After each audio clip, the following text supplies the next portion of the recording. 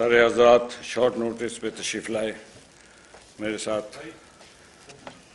میں نے تعارف کا محتاج نہیں ہیں.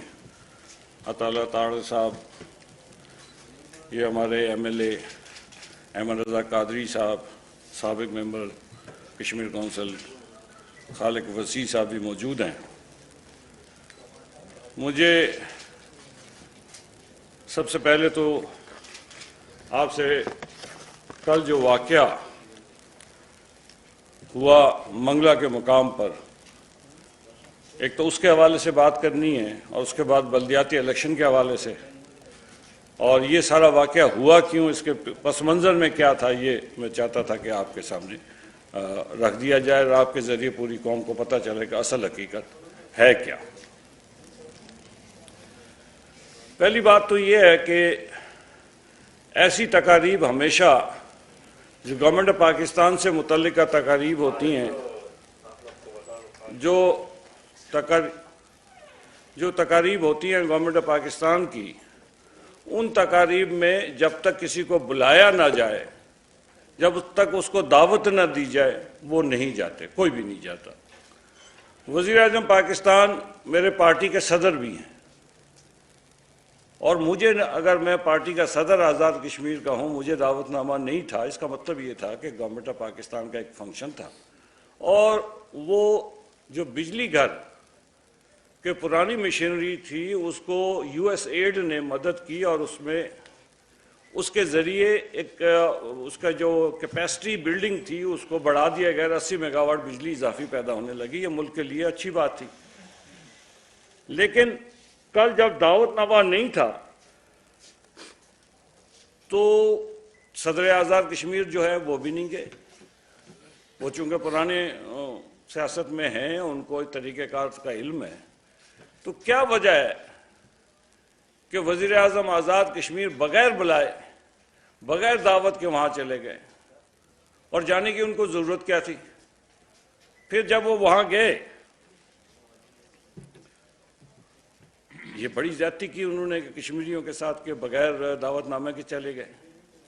پھر انہوں نے یہ کیا کہ وہاں پہ جب فنکشن میں گئے تو وزیر اعظم صاحب کے، شہباز شریف صاحب کے ساتھ بیٹھے رہے لیفٹ ہینڈ پہ. میں نے تصویریں دیکھیں، وہ وہاں ساتھ بیٹھے رہے، اور وابدہ کا چیئرمین رائٹ ہینڈ پہ بیٹھے رہے. اگر انہوں نے کوئی بات کرنی تھی تو وہاں کر لیتے، بریفنگ میں موجود تھے، آدھا پونا گھنٹے کی وہ بریفنگ تھی، اس میں بات کر لیتے. وہ نہیں کی انہوں نے. اس کے بعد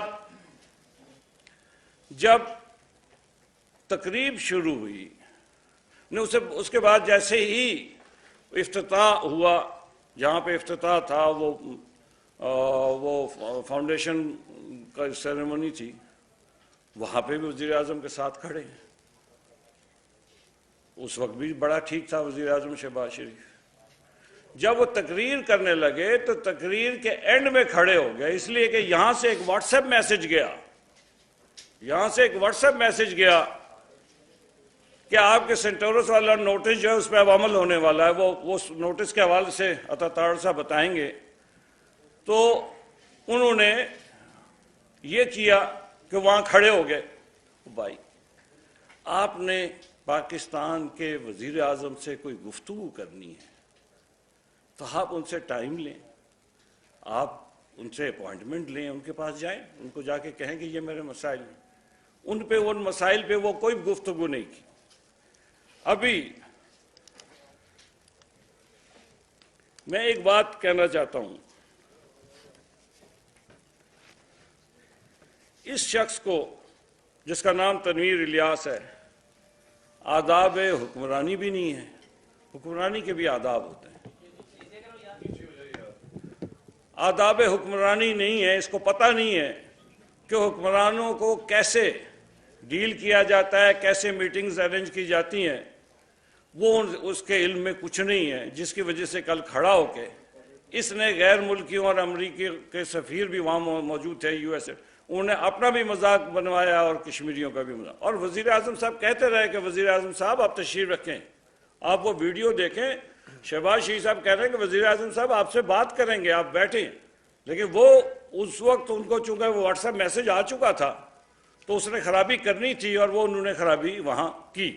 لیکن اس کے بعد مجھے یہ بتائے اس نے پریس کانفرنس کی میرپور جا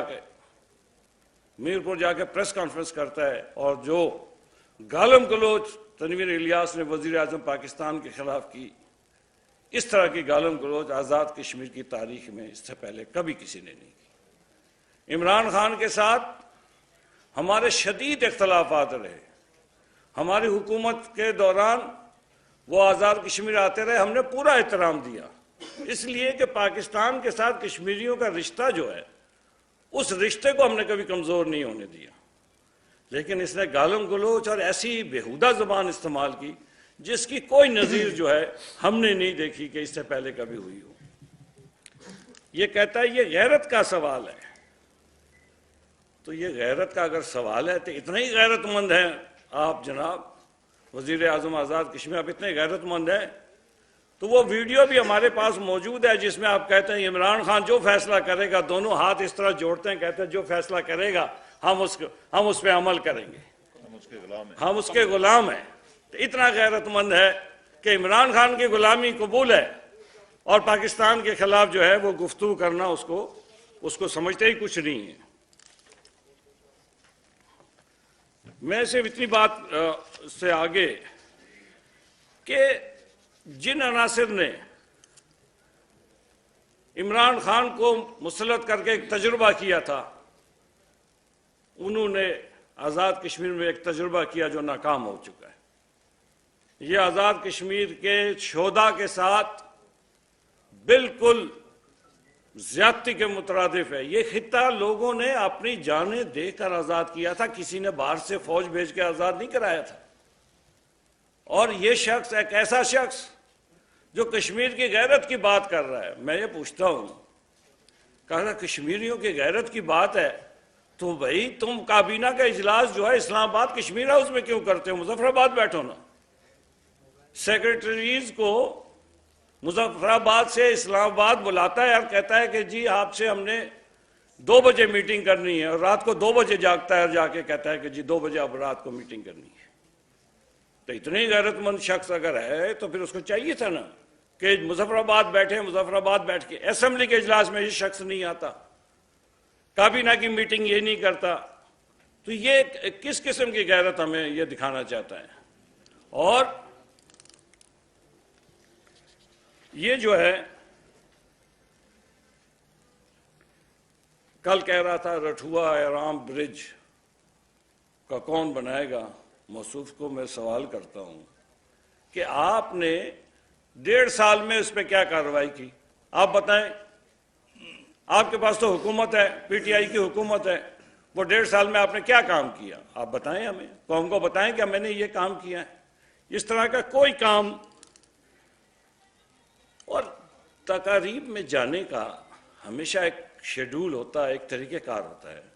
یہ تو 2 دن پہلے جاری ہو چکا ہوتا ہے کہ جی کس نے تقریر کرنی ہے, کس نے ریسیو کرنا ہے, ایئرپورٹ ہیلی پیڈ پہ کون جائے گا. اور یہ شخص جو ہے بغیر دعوت کے, بغیر کسی کے, آپ کو جانے کی ضرورت کیا تھی بھائی؟ اور آپ نے بات کرنی تھی تو میٹنگ کر لیتے. ایک طرف جو بات میں کہنا چاہتا ہوں, نئے army chief general Asim Munir اگلے مورچوں میں جاتے ہیں اور کشمیریوں کے ساتھ اظہار یکجہتی کرتے ہیں اور پاکستان کی طرف سے یقین دلاتے ہیں کہ کشمیریوں کی تحریک آزادی پہ کوئی کمپرومائز نہیں ہوگا. اور دوسری طرف تنویر الیاس آزاد کشمیر میں پاکستان گریز رجحانات اور پاکستان مخالف رجحانات پیدا کر رہے ہیں. آج مظفر آباد میں 25-30 احمد 25-30 ہی ہوں گے, 25-30 لوگوں کو کھڑا کر کے وزیر اعظم پاکستان کا پتلا جلایا جاتا ہے. یہ کیا میں مودی کا پتلا جلائیں تو سمجھ آتی ہے. وہ صرف اپنی ذات کے لیے, اپنی پراپرٹی بچانے کے لیے, اپنی چیزوں کو سنبھالنے کے لیے وہ سارے یہ حرکتیں کر رہا ہے. اور جو ابھی بلدیاتی انتخابات ہوئے, بلدیاتی انتخابات میں اس نے بڑا، الیکشن کمیشن اور آزاد کشمیر اس کے اعلیٰ کار بنی رہی. ابھی تیسرا جو مرحلہ ہے وہ انشاءاللہ تعالیٰ پرسوں ہے. اس کے باوجود میں آپ کو کہتا ہوں کہ مظفر آباد کا میئر انشاءاللہ تعالیٰ مسلم لیگ نون کا ہوگا. مظفر آباد ضلع کونسل کا چیئرمین انشاءاللہ تعالیٰ پیپلز پارٹی اور مسلم لیگ کا مشترکہ ہوگا. نیلم میں انشاءاللہ ضلع کونسل کا آزاد مسلم لیگ نون اور پیپلز پارٹی کا ہوگا. اسی طرح راولہ کوٹ میں یہی ہوگا. حویلی میں مسلم لیگ کا ہوگا. پلندری میں بھی انشاءاللہ تعالیٰ جو ہے پیپلز پارٹی اور ہمارا ہوگا. یہ کیا بیچتا ہے؟ یہ اپنی خفت مٹانے کے لیے لوگوں کو ایک اور طرف لگانا چاہتا ہے کہ جناب میں بڑا غیرت مند ہو گیا ہوں اور میں نے بہت کچھ کر لیا ہے. اور اس طرح کی گالم گلوچ کی سیاست آزاد کشمیر میں ہم نے کبھی نہیں دیکھی. میں نے آپ سے گزارش کی کہ ہم نے کبھی نہیں دیکھی. ہم حکومت میں رہے، اختلاف میں بھی رہے، لیکن ہم نے کبھی اس جو شخص قائد حزب اختلاف کو گالی نکالتا ہو، اس کے وزراء اسمبلی کے اندر فون اٹھا کے جناب سابق وزیر اعظم پہ دے مارتے ہیں، یہ ہر کسی کو گالم گلوچ کرتا ہے. تو ایسا مخبوط الحواس شخص جس کا اس کی سسر بھی محفوظ نہیں ہے، جو وسیع صاحب کے حلقے، وہ اپنا پولنگ اسٹیشن ہار جاتا ہے. اپنا پولنگ اسٹیشن جہاں اس کا ووٹ ہے وہ ہار جاتا ہے، اور آج ہمیں آ کے غیرت کے سبق دیتا ہے. یہ صرف کشمیری نوجوانوں کو بھڑکانے کی ایک مذموم کوشش ہے.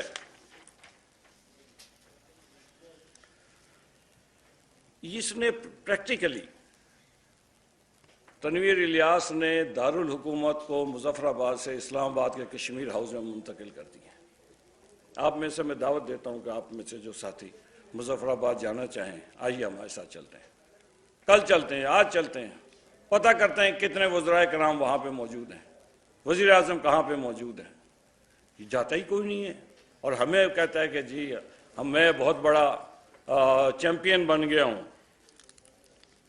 ہمیں تو میرے قائد محمد نواز شریف صاحب نے اور پیپلز پارٹی کے قائد آصف زرداری صاحب نے ابھی تک روکا ہوا ہے. ورنہ پی ٹی آئی کے 18-20 ممبران تیار بیٹھے ہیں جو خود اس سے تنگ ہیں کہ جی اس سے کب جان چھوٹتی ہے، اس لیے کہ ریاست آزاد کشمیر کی ریاست اس شخص کے ذریعے سے نہیں چلائی جا سکتی. یہ شخص جو ہے مغبوط الحواس ہے، 36 گھنٹے سوتا ہے، 36 گھنٹے جاگتا ہے. تو ایسے شخص کے ساتھ آپ کیسے حکومت کر سکتے ہیں، کیسے چلا سکتے ہیں؟ یہ صرف انگلی کٹا کر شہید ہونے کے لیے اس نے یہ سارا کیا ہے. یہ جو بات میں کہنا چاہتا ہوں کہ انتہائی افسوس کی بات ہے کہ 75 سال میں پہلی بار پاکستان سے ہمارا جو رشتہ ہے یہ خون کا رشتہ ہے. پاکستان کے ساتھ جو ہمارا رشتہ ہے وہ نظریات کا رشتہ ہے. مسئلہ کشمیر تو ہے ہی علاقے پاکستان کی جنگ ہے، اور کیا جنگ ہے. اور یہ شخص جو ہے پاکستان کے خلاف رجحانات پیدا کرتا ہے، پاکستان کے خلاف گفتگو کرتا ہے اور نوجوانوں کو بھڑکاتا ہے کہ جی پاکستان کے خلاف کہ جی یہ ہو گیا وہ ہو گیا. او بھائی آپ ایک جگہ موضوع ہی نہیں تھے، آپ کا لینا دینا نہیں تھا اس تقریب کے ساتھ. آپ بتائیں کہ آپ نے کب وزیر اعظم پاکستان سے کہا کہ جناب میں آنا چاہتا ہوں، آپ سے ملنا چاہتا ہوں، یہ ایشوز ہیں؟ کبھی آپ نے کہا؟ عمران خان نے اپنے دور میں، یہ ہمارے جو جی بی کے چیف منسٹر تھے حفیظ الرحمان صاحب، ان کو ملاقات نہیں دی. تب اس کو پریس کانفرنس کرنی پڑی، شاید آپ کے پاس آ کے پریس کانفرنس کرنی پڑی کہ جی ملاقات عمران خان صاحب وزیر اعظم تھے وہ نہیں دیتے تھے. ہمارے وزیر اعظم کو ایک دفعہ ملاقات ملی تھی. انہوں نے تو چونکہ یہ اٹھتے ہی نہیں ہیں ملاقات. دیکھیں نا، حکومت چلانے کے لیے کام کرنا پڑتا ہے. تو آج جو کچھ انہوں نے کیا اس سے فائدہ کس کو پہنچا؟ وزیر اعظم پاکستان کسی پارٹی کا ہو، وہ پاکستان کی نمائندگی کرتا ہے. جب عمران خان تھے ہم نے ان کا احترام کیا. آزاد کشمیر ہمارا سیاسی اختلاف تھا لیکن ہم نے احترام کیا. ہم نے اسمبلی میں بھی ان کو استقبال کیا اور ان کے ساتھ بات کی. لیکن یہ کوئی طریقہ کار نہیں ہے کہ وزیر اعظم پاکستان کے خلاف یہ کر کے یہ مودی کو خوش کرنا چاہتے ہیں. بھارت کو خوش کرنا چاہتے ہیں؟ کس کو خوش کرنا چاہتے ہیں؟ اور پاکستان کے خلاف رجحانات پیدا کر کے فائدہ کس کو ہوگا؟ مجھے بتائیں۔ پاکستان کے خلاف جو گفتگو اور جو ماحول پیدا کرنے کی کوشش کی جا رہی ہے، اس کا فائدہ یقیناً بھارت کو پہنچے گا اور کسی کو نہیں پہنچے گا۔ میں تو بطور صدر پاکستان مسلم لیگ نون آزاد کشمیر مطالبہ کرتا ہوں کہ اس شخص سے مطالبہ کرتا ہوں کہ فوری طور پر وہ معافی مانگے، وزیر اعظم پاکستان سے معافی مانگے، اور اگر اس نے ایسا نہیں کیا تو 8 تاریخ کو جو الیکشن ہو رہے ہیں ابھی تیسرا مرحلہ، اس کے فوری بعد ہم احتجاجی تحریک کریں گے، اور اس کے بعد پھر یہ ہم سے آ کے کوئی مذاکرات کی توقع نہ کرے۔ میں اس کو چانس دے رہا ہوں کہ وہ معافی مانگے اور اپنے ندامت کا اظہار کرے کہ اس نے پاکستان کے قومی مفادات کو نقصان پہنچایا۔ یہ اس نے صرف عدم اعتماد سے بچنے کے لیے اور اپنی پراپرٹی بچانے کے لیے یہ کام کیا ہے اور کچھ نہیں ہے۔ تو میں ابھی عطا طاہر صاحب بتائیں گے یہ جو سینٹورس کا جو نوٹس اور باقی چیزیں ہیں یہ بتائیں گے، تاکہ پھر آپ کو ایگزیکٹ صورتحال پتہ چلے گی کہ انہوں نے کیوں کیا یہ۔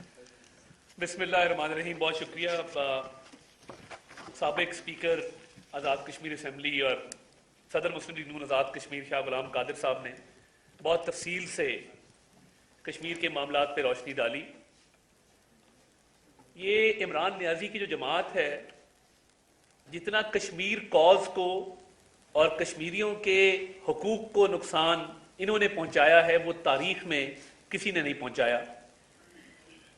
75 سال میں بھارت کی جرت نہیں ہوئی تھی کہ وہ مقبوضہ کشمیر میں کوئی انتہائی قدم اٹھائے، جو کہ عمران نیازی صاحب کے دورہ امریکہ کے بعد جب انہوں نے کہا کہ میں ورلڈ کپ جیت کے آ رہا ہوں اور ان کو ایئرپورٹ پہ ہار ڈالے گئے، اس موقع پر واپسی پہ آپ نے دیکھا کہ کشمیر کو اسٹیٹ ٹیریٹری ڈکلیئر کر دیا گیا اور کشمیریوں کے حقوق سلب کر لیے گئے۔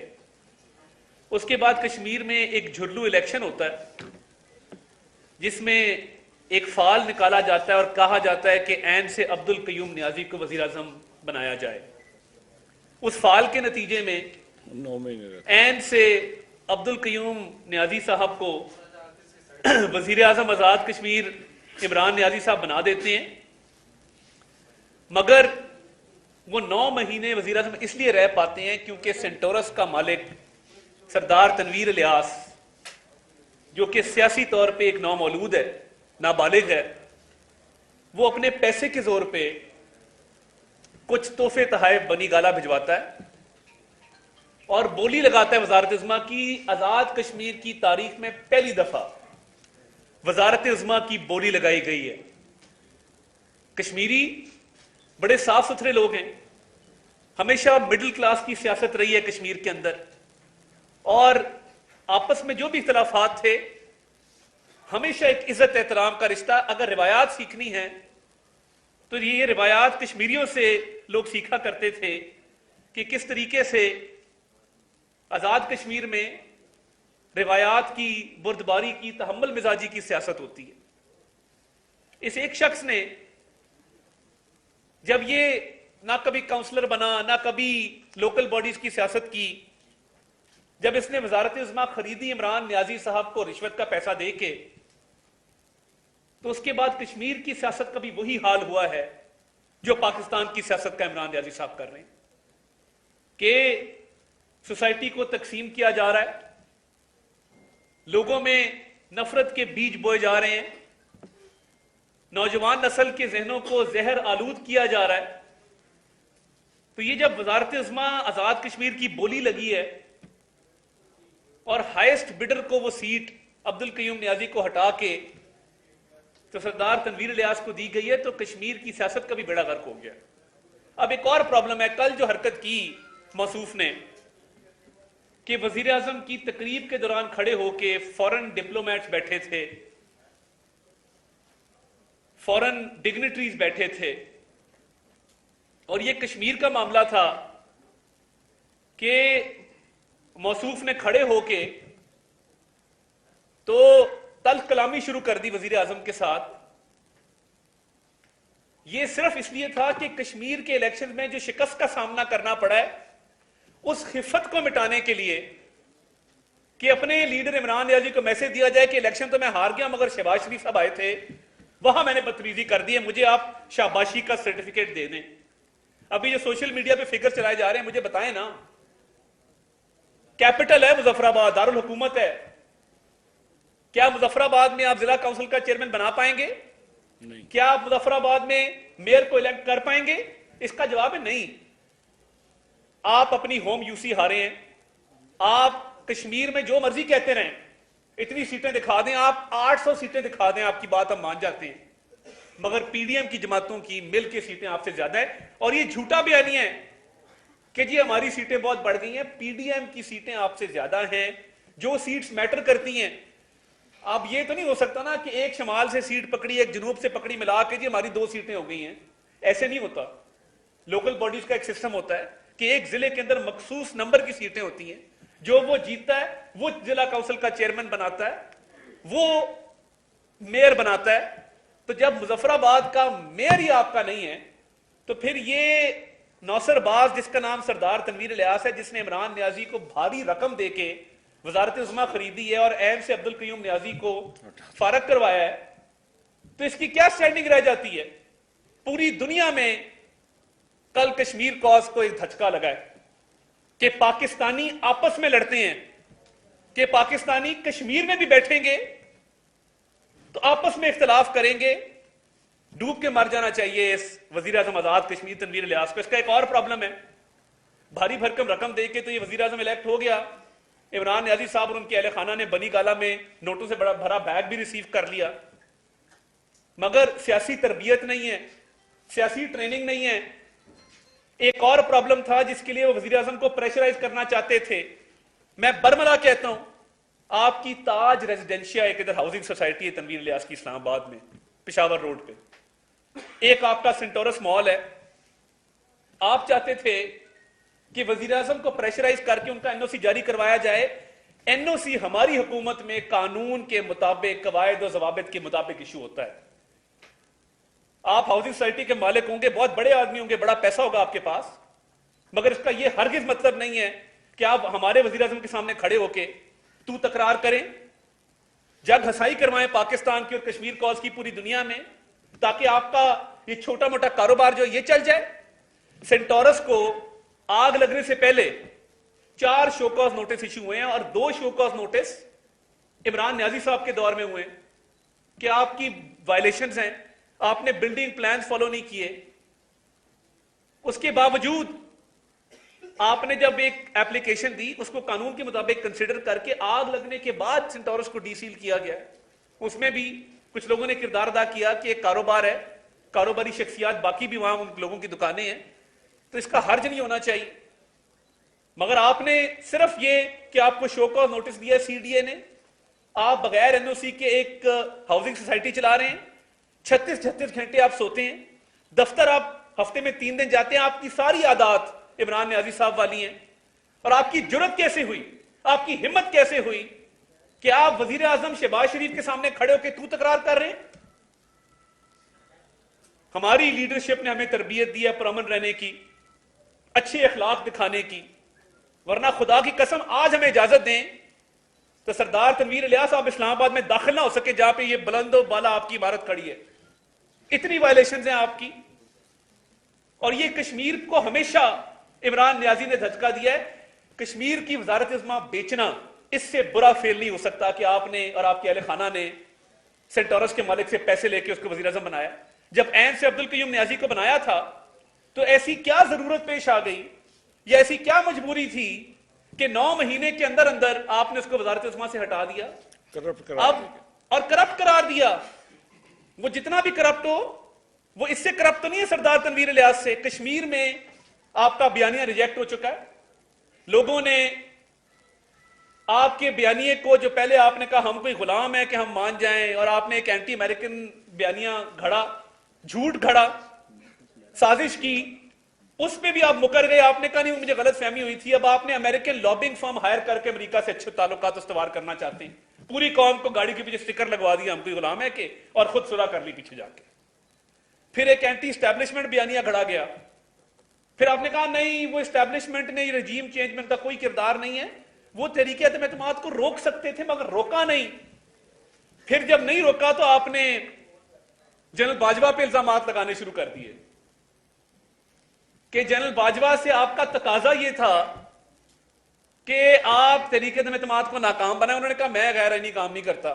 جب انہوں نے انکار کیا تو آپ کو غصہ چڑھ گیا، آپ نے ان کو میر جعفر میر صادق کہنا شروع کر دیا، پھر خود غیر آئینی آفر کی کہ میری حکومت بچا لیں، غیر معینہ مدت کے لیے آرمی چیف آپ سلیکٹ ہو جائیں۔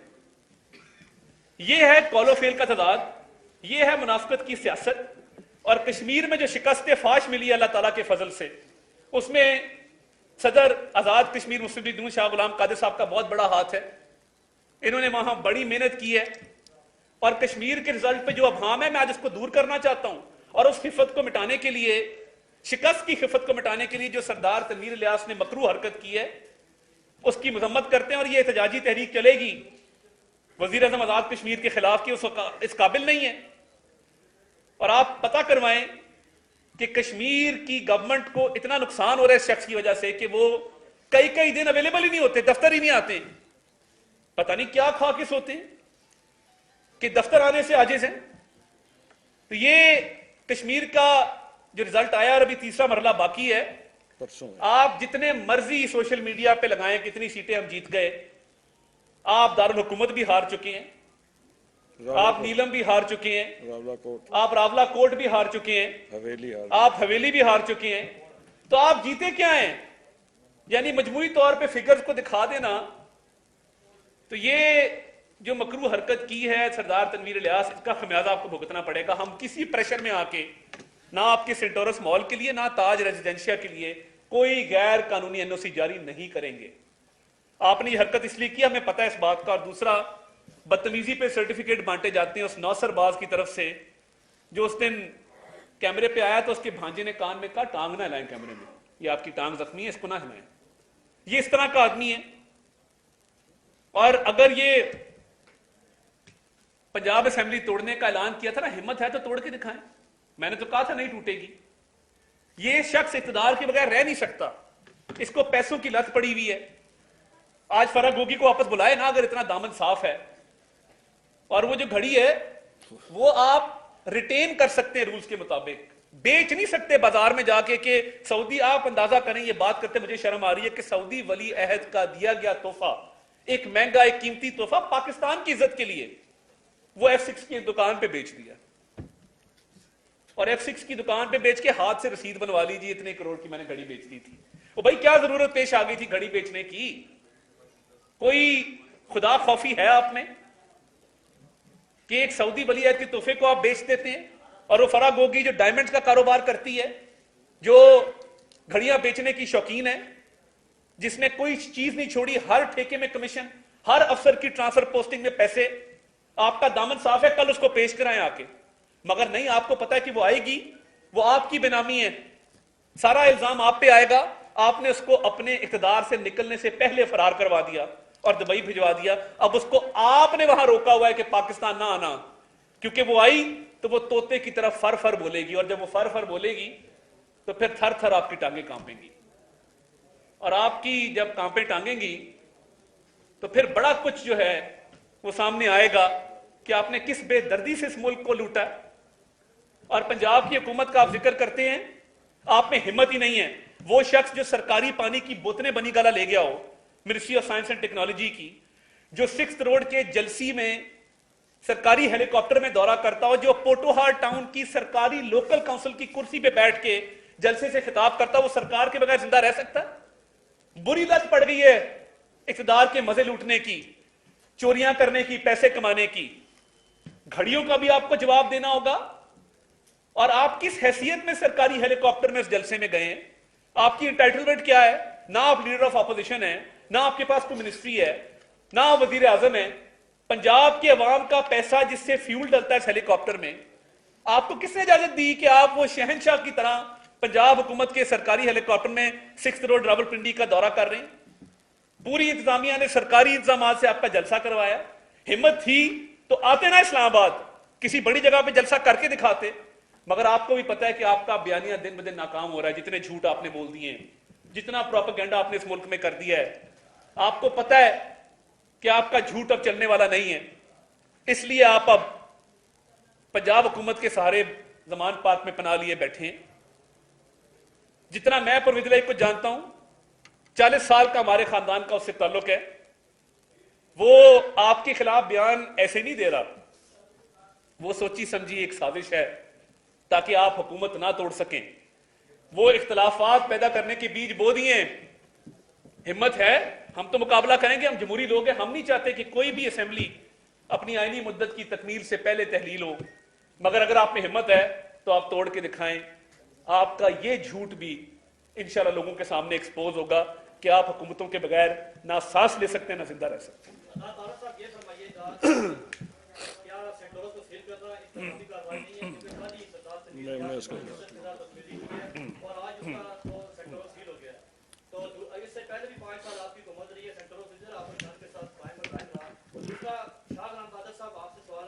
میں سینٹرو صلاح آپ کو بتا دوں. جی آپ سے سوال میرا یہ ہے کہ مظفر آباد ڈویژن کے حوالے سے بھی آپ نے بڑا دعویٰ کیا ہے. نیلم میں 15 ڈسٹرکٹ کونسل کی سیٹیں تھی, 3 آپ جیتے ہیں اور 3 پیپلز پارٹی کی ہے. وہاں چیئرمین کیسے ڈسٹرکٹ آپ بنائیں گے؟ دوسرا ہٹیاں بالا میرا جو ضلع ہے وہاں پر بھی آپ بری طرح آ رہے ہیں. میں نے ہٹیاں بالا کا ذکر کیا ہے, میں نے ذکر کیا ہٹیاں بالا کا. جی جی آپ نے ذکر نہیں, میں نے نیلم کا کہا اور مظفر آباد کا کہا ہے, میں نے ہٹیاں بالا کا نہیں کہا. میرا سوال سننے آپ مہربانی ہوگی. ڈسٹرکٹ نیلم میں بھی آپ حکومتی بنا سکتے ہیں 365 پھر آپ کا خیال ہے نا, میرا سوال سننے اس کے بعد آپ جواب. یہ آپ کا خیال ہے نا. اور مظفر آباد میں ٹھیک ہے آپ نے اپنا میئر بنا لیں گے, باقی بھی آپ کی مشکلات کا سامنا ہوگا. اچھا ڈسٹرکٹ ہٹیاں بالا کی میں بات کر رہا ہوں کہ وہاں پر بھی آپ حکومتی بنا سکتے ہیں. تو اس جو شکست ہوئی ہے ہٹیاں بالا میں اور نیلم میں, اس شکست کی وجہ کیا بنی ہے؟ پہلی بات تو یہ ہے کہ تھوڑا سا آپ ریکارڈ کو درست کر لیں کہ نیلم میں انشاءاللہ 15 سیٹوں میں سے آپ فکر نہ کریں, الیکشن آنے دیں, ہم آپ کو بنا کر دکھائیں گے. نہیں, ہم دوڑ تو باہر سے کرنے کی ضرورت ہی نہیں ہے, باہر سے کچھ کرنے کی ضرورت نہیں ہے. ہمارے پاس 2 آزاد ہیں اور 6 ہمارے پاس ہیں, تو اس لیے کوئی اتنی بڑی بات نہیں ہے. مظفر آباد میں بھی کوئی اتنی, ہٹیاں کا تو میں نے آپ سے ذکر نہیں کیا, باغ کا میں نے ذکر نہیں کیا. دیکھیں نا, آپ وہ بات کر رہے ہیں جس کا میں نے ذکر, راولہ کوٹ کا میں نے ذکر کیا, ضلع کونسل بھی اور میئرشپ بھی. یہ دونوں جو ہیں یہ پی ٹی آئی کو نہیں مل سکتے, حویلی میں نہیں مل سکتی. جو ہم نے ابھی آپ دیکھیں گے نا, پرسوں رزلٹ آ جائے گا, اس کے بعد یہ سارا, جہاں تک یہ آپ نے کہا, دیکھیں نا 2 تاریخ کو آپ پڑھیں گے. جی پڑھ لیں. یہ 2 دسمبر کا نوٹس ہے. اگر انتقامی کاروائی ہوتی تو یہ 2 دسمبر کا نوٹس جاری کر کے اسی کے ان کو خلاف یہ تو نہ کہا جاتا کہ آپ کو ہم بار بار یہ متنبع کر رہے ہیں کہ آپ کی بلڈنگ وائلیشنز ہیں. آپ کو پہلے نوٹس جاتا ہے 7/3/2014 میں, پہلا نوٹس. اس کے بعد اگلا نوٹس آپ کو جاتا ہے 25/10/2019 میں. 2019 میں ہماری گورنمنٹ تو نہیں تھی. کیا عمران خان بھی تنویر الیاس کے خلاف انتقامی کاروائی کر رہے تھے؟ یہ میں کاپی بھی آپ سے شیئر کر لیتا ہوں. تیسرا نوٹس جاتا ہے جناب 28/12/2020, یہ بھی حکومت عمران خان کی تھی. یہ 2 نوٹس عمران خان کے دور میں ہیں, بلکہ تیسرا بھی آگے بھی آ گیا. 31/3/2021 کو ایک اور نوٹس گیا ہے, یہ بھی عمران خان کا بالکل حکومت ختم ہونے والی تھی اس دوران تھا. پھر ایک نوٹس گیا ہے 23/11/2022 کو. تو بات یہ ہے کہ جب آپ کو متعدد بار متنبع کیا گیا ہے کہ آپ کی بلڈنگ پلان وائلیشن ہے, بلڈنگ پلان کمپلیٹ نہیں ہے, قواعد و ضوابط سے مطابقت نہیں رکھتا, اور خدا نخواستہ اللہ تعالیٰ سب کے گھر والوں کو آباد رکھے, ان کا تحفظ کرے, خدا نخواستہ آپ کی یا میرے گھر والے ادھر ہوتے جب آگ لگی تھی, اور خدا نخواستہ کسی قیمتی جان کا وہاں پہ نقصان ہو جاتا, کون ذمہ دار تھا؟ ایکشن تب ہوتا ہے جب ہم جیسے لوگوں کے کوئی نہ کوئی نقصان ہو جاتا ہے. تو یہ جو آگ لگی ہے اس کا ذمہ دار کیا سی ڈی ہے, اس کا ذمہ دار کیا وفاقی حکومت ہے؟ لوگ اپنے چھوٹے چھوٹے بچوں کے ساتھ تفریح کے لیے اس مال میں جاتے ہیں. شاہ صاحب کوشچن ہے, آپ نے بات کی گزشتہ روز جو میرپور محلہ میں ہوا, 2 مرتبہ آپ نے ذکر کیا واٹس ایپ میسج کا, کہ کوئی واٹس ایپ میسج, وہ کائنڈلی وہ بتا رہے ہیں تاکہ ہم دور ہو جائے, وہ واٹس ایپ میسج کس طرح سے گیا. اور دوسری بات, گزشتہ 3-4 ماہ سے ہم سن رہے ہیں جو متحدہ اپوزیشن آزاد کشمیر کی, وہ عدم اعتماد کی باتیں کر رہی تھی. تو آج جا کے آپ بلدیاتی الیکشن کے فوراً بعد آپ ایک احتجاجی تحریک کی بات کریں, تو کیا وہ آپ کے جو دعوے تھے وہ دیکھیں پہلی بات تو یہ ہے، یہ 2 دسمبر کو نوٹس جاری ہوتا ہے اس کو، ان کو کل جب وہاں پہنچے ہیں، یہ پورا اسٹیج یہ پلان تھا کہ اگر سی ڈی اے کے ساتھ معاملات طے ہو گئے تو ہم خاموشی سے آ جائیں گے۔ اس لیے اب دیکھیں نا کہ وزیر اعظم صاحب کے ساتھ بیٹھے ہوئے ہیں، بریفنگ میں خاموشی سے بیٹھے ہوئے ہیں، وزیر اعظم پاکستان کے ساتھ کوئی بات نہیں کرتے۔ جب وہ افتتاح کرتے ہیں ان کے ساتھ کھڑے ہیں، تصویر دیکھ لیں آپ، وہاں کوئی بات نہیں کرتے۔ جب ان کو میسج آتا ہے کہ سی ڈی اے کے ساتھ معاملات طے نہیں ہوئے، وہ سیل کریں گے، تب انہوں نے یہ ڈرامہ رچایا تھا کہ کشمیر کا نام لے کے اپنی پراپرٹی کا جو ہے وہ فائدہ اٹھایا جا سکے۔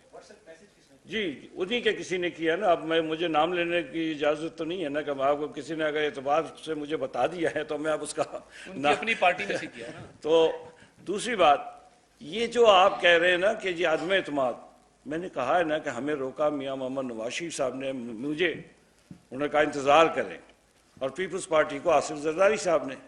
تو اب ہماری درخواست تو یہ ہے کہ جی اب پانی جو ہے سب سے گزر گیا ہے، اب یہ شخص سیکیورٹی رسک ہے، یہ پاکستان کے لیے اور آزاد کشمیر کے لیے سیکیورٹی رسک بن چکا ہے، اس لیے آپ بہت جلد اس سے چھٹکارا حاصل کریں۔ جی عمران خان کے بڑی گانا میں گولی بھر کے کیسے گئے تو پھر یہ پر بھی ریاض کو بھی ہے، لیکن سنت یہ ہے کہ ہمارے جو معلومات ہیں کہ پی ٹی ایم کے بڑے سرکردہ رہنماؤں نے بھی بڑے تھیلے بھر کے پیسے دیے ہیں۔ پچھلا دنوں ہم اسمبلی میں سے تو ایک بڑے اہم شخصیات سے ہم بات کر رہے تھے کہ میں نے کہا کہ تنویر ریاض کے حوالے سے کیا آپ عدم اعتماد کے حوالے سے انہوں نے اسمبلی میں میزبان سے ڈسکس کو شروع کرنا چاہتے ہیں، تو اس کو رہنے دو یار۔ تو یہ بتائیں کہ 20 تو ہے نا، یہاں پہ عمران خان کے ساتھ ساتھ پی ٹی ایم کے ایسے لوگ بھی ہیں جو انہوں نے پہلے لیے ہوئے ہیں، تو غلام قادر صاحب جیسے آپ نے فرمایا کہ بھی کہ ان کے ممبران بھی اسمبلی تو سر کو کیسے لے کے آئیں گے، جتنی اس وقت رہائشی وزراء کو آزاد کشمیر میں ہے تو آپ کا ساتھ کیسے دے کے واجبات لانے کے؟ نہیں یہ کہنے یہ بات یہ ہے کہ یہ اب آپ کو جب ہم کر کے دکھائیں گے پھر اس سوال کا جواب آپ کو مل جائے گا، اس سے پہلے ہم کیوں بتائیں گے کہ کیا کرنا ہے؟ طریقہ کا اسٹریٹجی تو نہیں بتائی جاتی نا راج صاحب، اسٹریٹجی تو آپ نے ذکر کیا توشہ خانہ کی گھڑی کا، تو وہ ایک ہی گھڑی کا ذکر بار بار کیوں کر رہے ہیں؟ یہ تحفوں کی تعداد 200 سے زیادہ ہے، جو بیرونی تحفے ہیں اور جو اندرونی تحفے ہیں وہ بھی کافی ساری تعداد میں ہیں، وہ اس کی پبلش نہیں کی جاتی، لسٹ پبلش نہیں کی جاتی۔ دوسری بات یہ ہے کہ آپ کی پی ڈی ایم کی حکومت کو آئے ہوئے کافی سارے مہینے گزر چکے ہیں، جو عمران خان کی گورنمنٹ تھی وہ ایک صحافی رانا گلاب خان کے خلاف ہائی کورٹ میں گئی تھی کہ اس کی جو ہے تفصیلات توشہ خانہ کی جو ہے ان کو چھپایا جائے، تو اس کے بعد ابھی آپ کی حکومت آنے کے بعد بھی آپ کی گورنمنٹ اسی پہ اس کو ابھی تک اس کیس میں جو ہے گورنمنٹ جو ہے اس کو لے کے چل رہی ہے، اور اس کی تفصیلات جو ہے ابھی تک ان کو پبلش نہیں کیا جا رہا۔ وہ ایک ہی گھڑی کو کیوں دیکھیے، میں اس میں بہت سارے دورے ایسے سامنے آئے ہیں جس میں جب فہرست دیکھی جائے تو فواد چودھری کو بھی تحفہ مل رہا ہے، فورن سیکرٹری کو بھی تحفہ مل رہا ہے، ملٹری سیکرٹری کو بھی تحفہ مل رہا ہے، سب کو تحفے مل رہے ہیں جتنے لوگ اس وزٹ پہ گئے تھے، صرف عمران نیازی کو تحفہ نہیں مل رہا۔ اب یا تو اگلوں نے کہا یہ اتنا گیا گزرا اس کو کچھ نہ دو، یہ جا کے بیچ دیتا ہے، یا پھر وہ تحفے چھپائے گئے ہیں۔ اب وہ تفصیلات آ گئی ہیں، درجن سے زائد وزٹ ایسے ہیں کہ جس میں تحفہ ڈکلیئر ہی نہیں کیا موصوف نے، گھر لے گئے، اب اس کو بیچ دیا، اس کا کیا کیا واللہ عالم، مگر مس ڈیکلریشن ہے۔ یہ گھڑی تقریباً 1 ارب مالیت کی ہے، اور اس گھڑی کا الیکشن کمیشن کے روبرو وہ اعتراف کر چکے ہیں کہ یہ ہم نے وصولی بھی ہے، یہ ہم نے بیچی بھی ہے، مگر اکاؤنٹ کی تفصیلات نہیں فراہم کی کہ جس اکاؤنٹ میں اس گھڑی کو بیچ کے پیسے گئے۔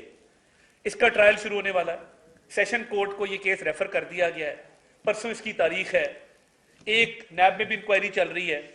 تو یہ وہ کیس ہے جس میں تحقیقات کافی ایڈوانس ہو چکی ہیں، اگلے مرحلے پہ پہنچ چکی ہیں۔ باقی کیبنٹ ڈویژن جو کئی 100 تحائف ہیں جن کو بیچا گیا ہے، جن کو ڈکلیئر نہیں کیا گیا، جن کا پیسہ کھایا گیا ہے، ذاتی استعمال میں لایا گیا ہے، وہ تحقیقات کر رہا ہے، وہ رپورٹ مرتب کی جا رہی ہے۔ اس کی تعداد اتنی زیادہ ہے کہ بہت ساری تفصیلات میں آپ کو بتا دوں، ہم نے بہت ساری تفصیلات دوست ممالک سے بھی اب طلب کر لی ہے، میں یہ آپ کو آفیشلی کنفرم کر رہا ہوں، جو پہلے نہیں کی گئی تھی۔ کہ اچھا نہیں نہ لگتا کہ آپ ایک دوست ملک کو کہیں کہ ہمارا وزیر اعظم آیا تھا تو آپ نے اس کو کیا تحفہ دیا تھا۔ اب نوبت یہاں تک آ گئی ہے کہ وہاں سے بھی تفصیلات طلب کر رہے ہیں۔ اچھا ایک سوال کر رہے ہیں उसके बारे में बताइए। सरदार तनवीर इलियास और पाकिस्तान के वज़ीर आज़म जनाब मियां मोहम्मद शहबाज शरीफ साहब के दरमियान जो मामलात हुए मीरपुर में, अब वज़ीर आज़म आजाद कश्मीर को धक्के मारे गए। उनके कहने के मुताबिक वज़ीर आज़म पाकिस्तान के गार्ड्स की जानिब से आज अतार तारड़ साहब ये कह रहे हैं कि अगर पार्टी लीडरशिप इजाजत दे तो तनवीर इलियास को इस्लामाबाद में दाखिले की इजाजत नहीं होगी।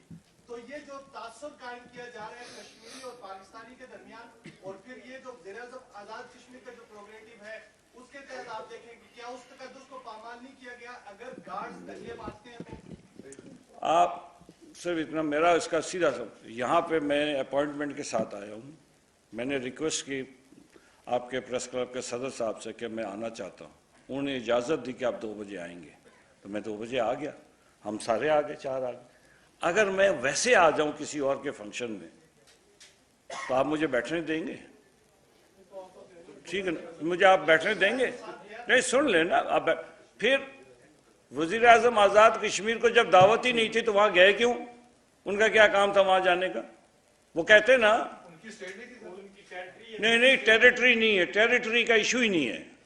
इशू टेरिटरी का, यहाँ जाते हैं प्राइम मिनिस्टर साहब, महमूद खान साहब आते हैं जब KPK में गए, नहीं ना आए। उन्होंने कहा फख्र से मैं नहीं जाऊंगा, मैं नहीं जाता हूं। उनको तो इतला भी कर दी जाती है। जब परवेज इलाही साहब नहीं आते हैं पंजाब में, जब जाते हैं वो कहते हैं मैं नहीं आऊंगा।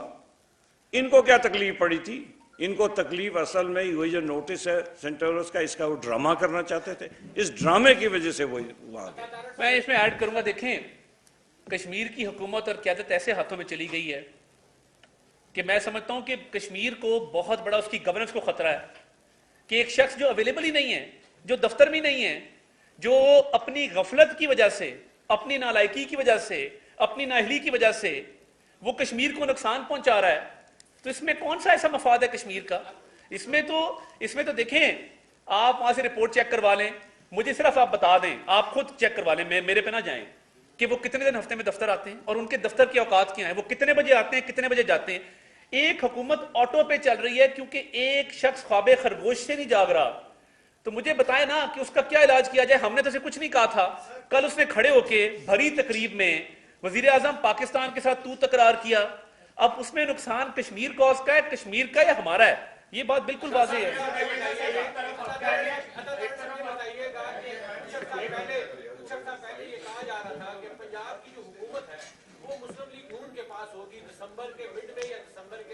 इंतजार करें, आप इंतजार करें।